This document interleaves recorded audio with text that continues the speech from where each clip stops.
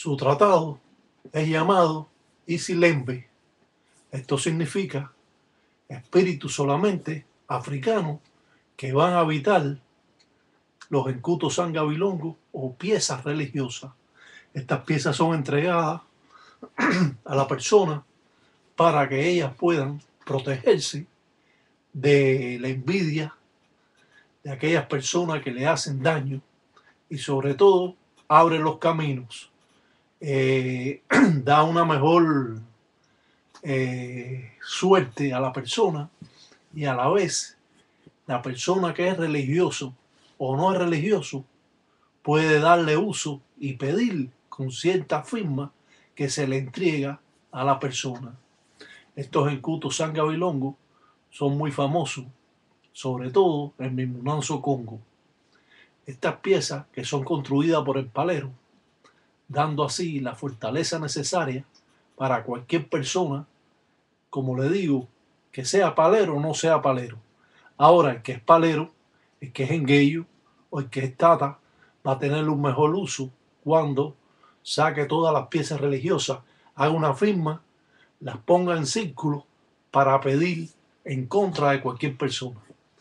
No se recomienda que cuando uno tiene un encuto sangabilongo lo dedique para hacerle mal, simplemente para protegerse de la brujería que le pudieran estar haciendo otras personas o otros paleros o otros ganguleros.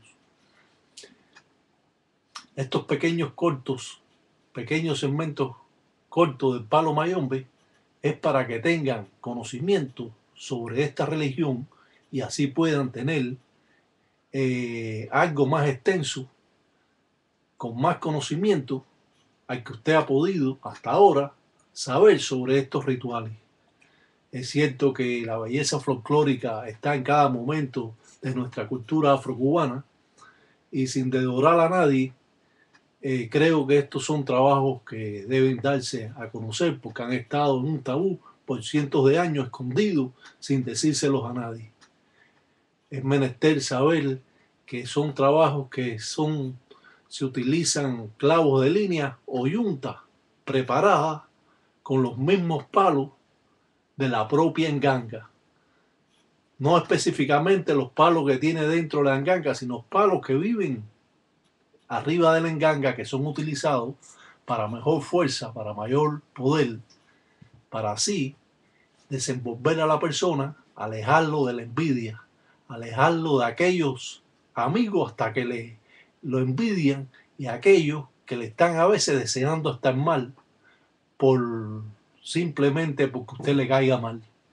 Esto va a protegerlo y junto con esto se da un macuto, un resguardo que se mantiene siempre cuando se va a alimentar con estas piezas religiosas. Estas piezas religiosas pueden durar por vida mientras que usted las atienda y se las lleve al padrino una vez al año para darle de comer. Puede costar caro, sí, yo creo que puede costar caro, pero va a ser una pieza religiosa que le va a durar por mucho tiempo, hasta que usted dé su caída, hasta que usted muera. Es bueno tener un encuto sangabilongo, a pesar que las engangas tienen encuto sangabilongo, tratado o convenio de Indabela Saquempeño Rompecompone. Esta brujería siempre tiene que estar guindada. Puede ser en diferentes colores, los sacos que se utilizan en ellos pueden ser rojo o morado o saco de yute o amarillo, de acuerdo al laje de la guardia que tenga la persona. Salam aleikum, Tata Inkisi, batalla, de Munda Praca, de Acana Funda, en Kele Kunamanguaco. Ya está que en Bonda dicen, como dice Tata Iraca, mundo.